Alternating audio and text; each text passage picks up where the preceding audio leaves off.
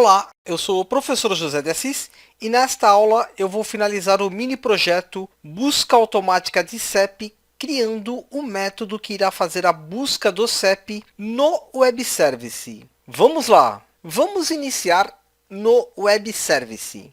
Para este projeto, eu vou utilizar este Web Service, republicavirtual.com.br. Porém, o raciocínio é o mesmo se você escolher outro Web Service. Vamos acessar aqui. Neste Web Service, eu tenho esta aba de exemplos e temos aqui uma explicação do funcionamento do Web Service. Resumindo, o Java irá fazer uma solicitação via HTTP ou HTTPS, enviando o número do CEP. Esta vai ser a variável de entrada. O CEP precisa ser numérico com 8 dígitos. Por isso que na aula anterior eu ensinei a fazer a validação deste campo. Tendo o número do CEP, o Web Service retorna o endereço associado em vários tipos de formato. Neste projeto, eu vou trabalhar com o formato XML. XML é uma linguagem de marcação extensível que usa tags semelhante ao HTML, sendo o formato recomendado pelo W3C para compartilhar informações pela internet. Eu vou rolar aqui para baixo.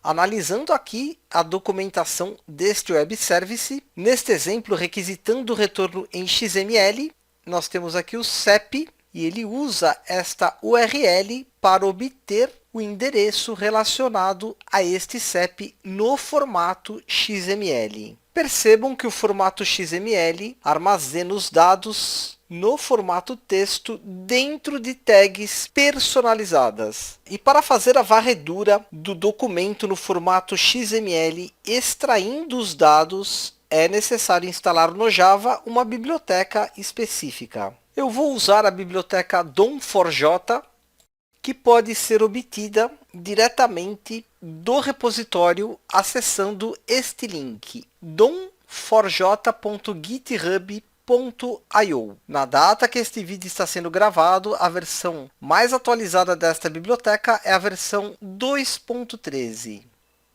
Vou clicar aqui neste botão e vou selecionar esta primeira opção, dom4j-2.1.3.jar.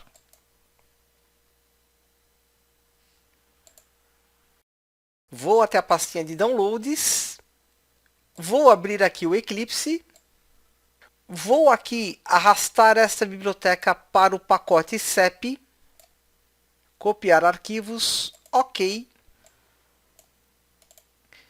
E para referenciar esta biblioteca, basta clicar com o botão direito do mouse e escolher esta opção, Build Path, Add to Build Path. Percebam aqui que a biblioteca foi referenciada. Tendo importado a biblioteca, eu vou clicar aqui no código-fonte, vou rolar para baixo e aqui no final do construtor, eu vou criar o método buscar CEP. Private void buscar CEP. Um método simples, sem passagem de parâmetros. E aqui em cima, na validação do btn CEP, que a gente codificou na aula passada, só relembrando aqui em Design, quando clicar neste botão buscar, este evento Action Performed valida o preenchimento obrigatório através dessa estrutura do tipo if-else. Se o campo de texto não foi preenchido, ele exibe essa mensagem, informe o CEP. Se não, agora neste else, eu peço para ele executar o método buscar CEP. Voltando aqui para o método, vou iniciar criando 4 variáveis. Todas do tipo string. String logradouro é igual, aspas, aspas, string tipo logradouro igual, aspas, aspas, ponto e vírgula, string resultado igual a null, e string sep é igual txt sep.getText. Combinação de teclas Ctrl Shift F para indentação do código. E deixa eu explicar o motivo de estar criando estas 4 variáveis. Aqui no Web Service, percebam no exemplo do retorno em XML que nós vamos ter unidade federativa, cidade, bairro, tipo logradouro, logradouro, resultado e resultado TXT. Eu posso obter todos os dados que estão dentro dessas tags especiais XML. Com relação aqui a tipo logradouro e logradouro, eu quero obter esses dados, mas eu quero concatenar, ou seja, eu quero unir o tipo de logradouro com o logradouro dentro aqui desta caixa de texto endereço. Então, eu estou criando essas variáveis de apoio, logradouro e tipo logradouro, para poder unir esses dois dados e setar o campo de endereço. Com relação a essa variável resultado, também aqui no Web Service, eu vou usar ela como apoio para verificar se este CEP existe. E com relação a esta última variável CEP, eu vou usar ela para capturar o número do CEP que o usuário vai digitar dentro deste campo de nome txt CEP. E para trabalhar no Java com conteúdo que será trazido da web, é necessário a gente usar try-catch. Try, abre chaves, enter, catch, exception e system.out.println e. Vamos lá, deixa eu explicar melhor esta estrutura. Uma estrutura do tipo try-catch, ela é usada quando podem ocorrer exceções na execução do aplicativo. Um exemplo de exceção seria o web service estar fora do ar ou então o cliente ficar sem internet. Então, caso ocorra alguma exceção, ele vai me mostrar qual que é a exceção. E dentro aqui do try, a gente vai trabalhar a lógica principal, enviando ao web service uma solicitação para ele buscar o CEP desejado e no retorno percorrer o documento XML para extrair os dados do endereço. Vamos iniciar aqui usando a classe modelo URL, que no Java é a classe modelo responsável por ler um conteúdo na web. Então, tendo como modelo esta classe URL, eu vou criar um objeto de nome URL, tudo aqui em minúsculo, é igual new URL, e dentro aqui de parênteses, eu vou indicar o link de acordo com a documentação do Web Service. Para a requisição no retorno em XML, a gente vai usar este link aqui. Percebam que aqui no meio, eu faço a passagem do CEP. Vamos lá então, deixa eu copiar aqui até este ponto, CEP é igual, Ctrl C, aqui entre aspas, Ctrl V, e aqui eu vou usar o símbolo de mais para concatenar o conteúdo da variável CEP. Mais, abre aspas, e comercial formato igual XML. Ctrl C, Ctrl V. É necessário importar esta classe modelo, combinação de teclas Ctrl Shift O. A gente importa do pacote java.net.url. E para fazer o processamento do documento XML, eu vou usar agora os recursos da biblioteca. Começando pela criação de objetos que serão usados na varredura das tags XML e na recuperação dos dados. Para ganhar tempo, eu vou colar o código aqui, Ctrl V. SaxReader, Document e Element são classes modelos, são recursos da biblioteca, a gente precisa importar. Para não ter nenhum problema de importação de biblioteca errada, eu vou selecionar uma por uma, simplesmente posicionando o mouse em cima, SaxReader, e selecionando esta opção, Import SaxReader da biblioteca DOM4J. O mesmo aqui para Document, mouse em cima, eu preciso escolher esta opção, Document da biblioteca org.dom4j. E a mesma coisa aqui, Element. Vou importar desta biblioteca, org.dom4j.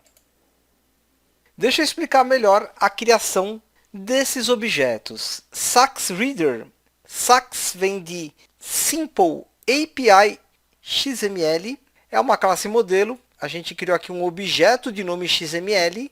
Este objeto XML, percebo aqui na linha de baixo 161, através desse método readURL, ele vai capturar os dados desta URL. Ou seja, ele vai capturar o documento XML. Esta captura é adicionada a este outro objeto de nome documento. E ao final, a gente usa aqui a classe modelo Element, criando um outro objeto que será usado como apoio para a varredura do documento XML. Se você quiser saber mais detalhes sobre isso, aqui no repositório, você tem alguns exemplos. E para percorrer o documento XML, eu vou usar aqui iterators. O iterator é uma espécie de laço for que percorre todo o documento XML. Para ganhar tempo, também vou copiar este código, Ctrl C, e vou colar aqui embaixo, Ctrl V. Tem que fazer a importação aqui do iterator. Esta opção eu vou importar do pacote java.util. E para extrair os dados de cada elemento, ou seja, de cada tag XML, eu vou usar uma simples estrutura do tipo if, element.getQualifiedName. Esse método também faz parte da biblioteca. .equals cidade. Abre chaves aqui. Enter para fechar as chaves. Vamos retornar ao web service. Para entender melhor essa lógica, se ele achar um elemento de nome cidade, eu quero que ele obtenha o texto deste elemento e sete esta caixa de texto de nome txt cidade. Então, se ele encontrou no documento um elemento de nome cidade, txt cidade.setText, e aqui dentro element.getText. Ponto e vírgula no final. É assim que a gente identifica e extrai os dados de um documento XML. Eu vou salvar tudo e vou fazer um simples teste. Vamos preencher aqui o CEP 05403.000 e vamos clicar no botão buscar. Olha que legal, ele preencheu aqui a cidade São Paulo. Só para ficar claro, se eu pegar esta URL aqui, Ctrl C, colar aqui em cima, Ctrl V, e mudar o número do CEP para 05403.000, se eu pressionar aqui o Enter, ele me gera este documento XML. Aí eu uso aquele laço for, através do iterator, para percorrer esse documento e usando aquela estrutura do tipo if, se ele achar cidade, achou cidade, ele vai escrever o que está aqui dentro na caixa de texto do JFrame. E esse mesmo raciocínio a gente usa para os demais campos. Vamos lá.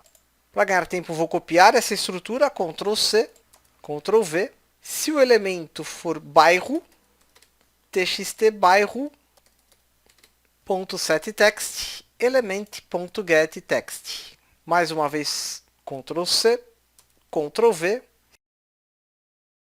Se o elemento for identificado como UF, atenção agora, aqui em Design, UF aqui, o nome dessa variável é CBOUF, e eu preciso aqui clicar nesse ícone para poder mudar as propriedades deste combo box.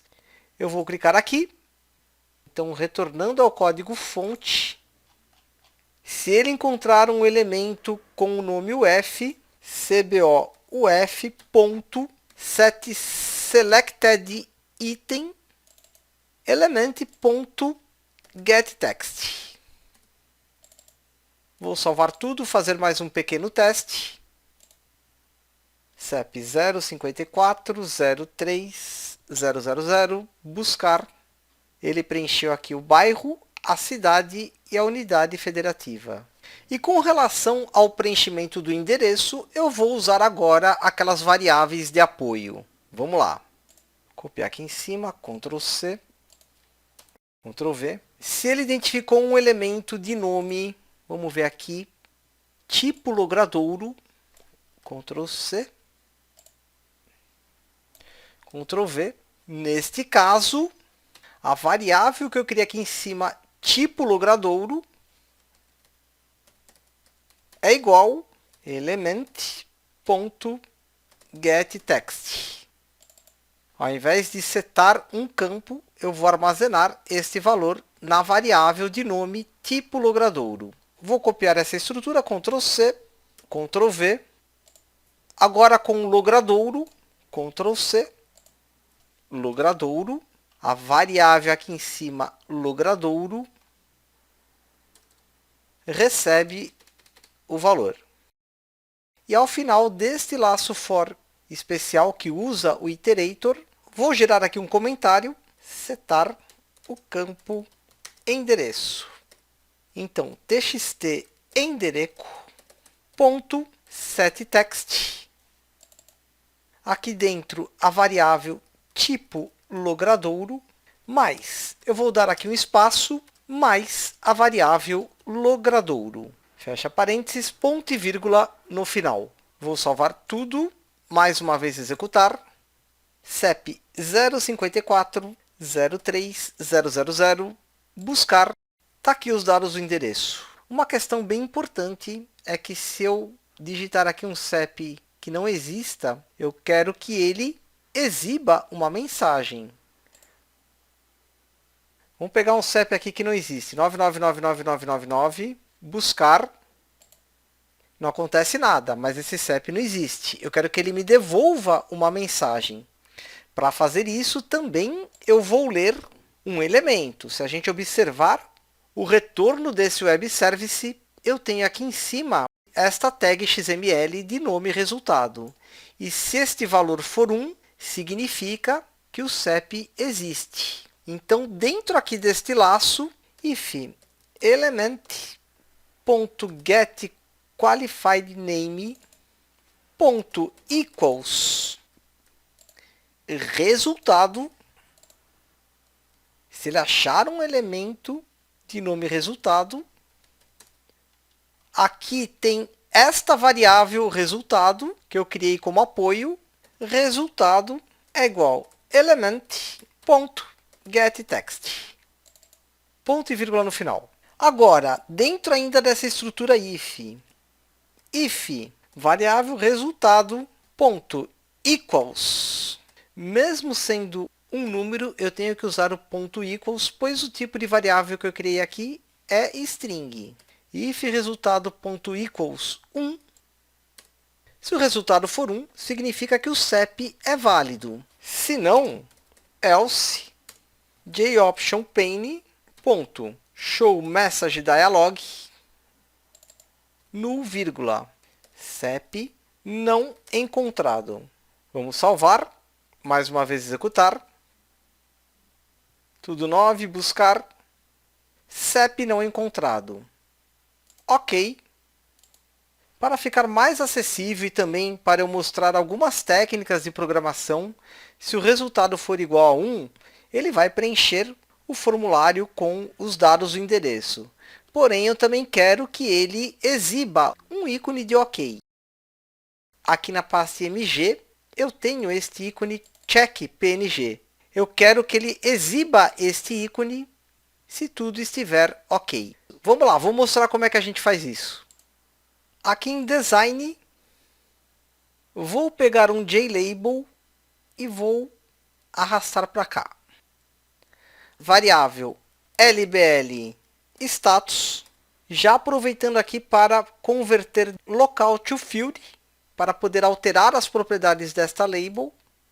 Propriedade bounds, width 20, height 20, largura e altura 20 pixels, que é o tamanho deste ícone.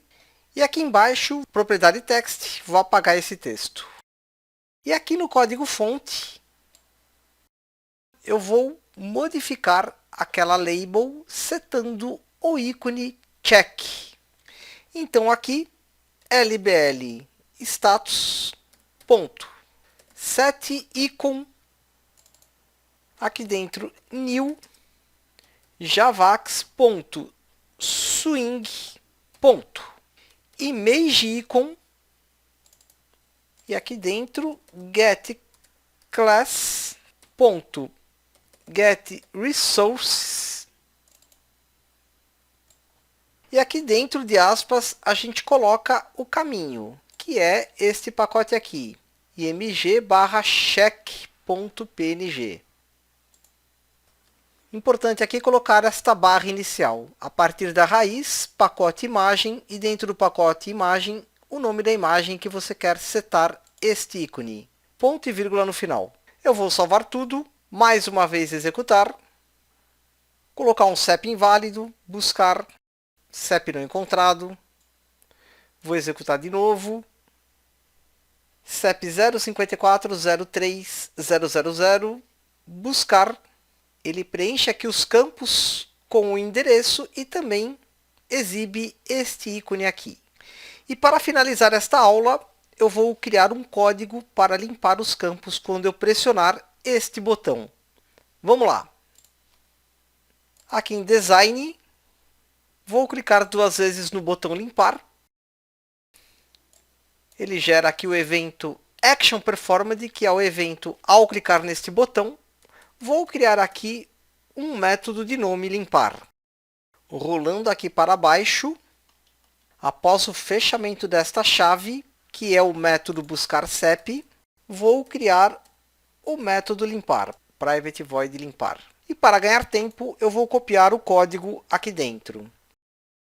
Para limpar os campos de texto, eu seto todos como null. Para limpar o combo box, eu uso aqui set selected item, também null. Aqui eu reposiciono o cursor no campo txtcep para uma nova consulta. E para remover o ícone de status, eu uso aqui lblstatus.setIcon null. Vamos salvar tudo, fazer um último teste.